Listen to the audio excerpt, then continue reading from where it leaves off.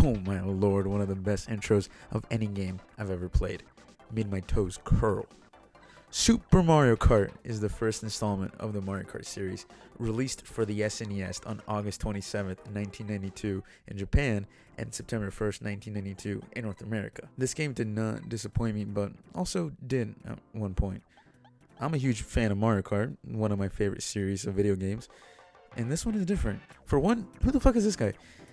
This guy right here, kids, is Donkey Kong Jr., son of the original Donkey Kong, who is in fact Cranky Kong, and Cranky Kong is Donkey Kong's grandpa, so that means Donkey Kong Jr. is Donkey Kong's father. Yeah, the character selection's alright. I didn't expect much. Glad to see Koopa Troopa here though, but you know, Toad's the man. Also, why does Toad look derpy as fuck? Nintendo did him wrong with that mouth too. Boy looks like a dinosaur. If you're obviously familiar with Mario Kart, you know the 50cc, 100cc, 150cc, but there is no 150cc here. Oh wait, there is. You just have to unlock it by winning all 4 cups in 100cc. Yeah, that was a big surprise for me. Beating the special race in 100cc was brutal. I had my palms sweaty, and I was shaky. You see, this Mario Kart is hard, unforgivably hard, but I enjoyed that a lot. Yeah, it could get bad, especially when you keep falling off the track or messing up the turn due to the shitty drifting mechanics. On top of that, the CPUs rarely, if ever, mess up. Also, the items are decent. I actually think the mini mushroom should make a return, but the items impact the race by 25%. The rest of the 75% is your ability to drive and to master the tracks. I know it hasn't aged well. It's sometimes hard to see where you're going due to the graphics, and the controls are pretty shitty. The tracks are nothing special really due to the hardware limitation, and a good chunk of them are variants. Although Rainbow Road SNES is one of my favorite tracks, but it's more about the turns. As you progress, the tracks have sharper and more difficult turns, so each race is a little harder than the last. That's kind of cool, I think. In order to win first place in a race or a cup, you have to be first overall, and I like this because it felt like I could breathe a little more, since I don't have to worry about coming in second or third like in Deluxe, then having to restart in order to get 3 stars. Hey, and if you win the cup, you get a bottle of champagne. Now, of course, this is America, so we don't show characters drinking. Yeah, right, fuck that. In the Japanese version, Princess Peach and Bowser drink the champagne. Peach isn't a lightweight. Remember how I spoke about the drifting mechanics and shitty controls? Yeah, keep that thought.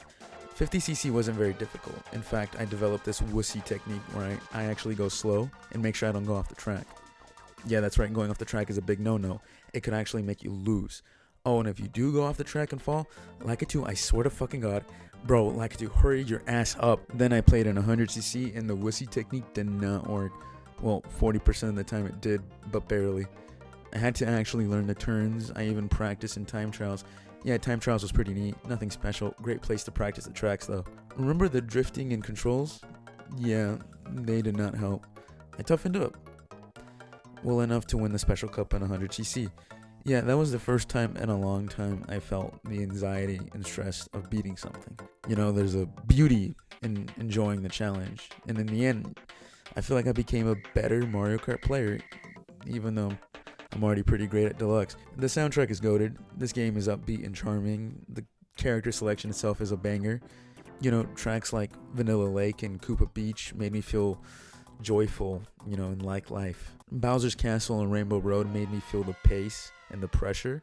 Donut Plains and Mario Circuit just make me think, this is good old Mario Kart. Although Ghost Valley,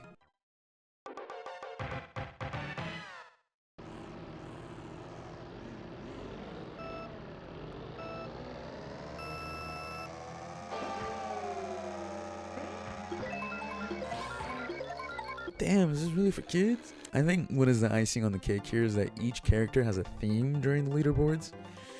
Dude, I love this game. Toad's sounds like it's a song for a baby to go to sleep to, while Bowser sounds like, we hopped over to Smash Bros.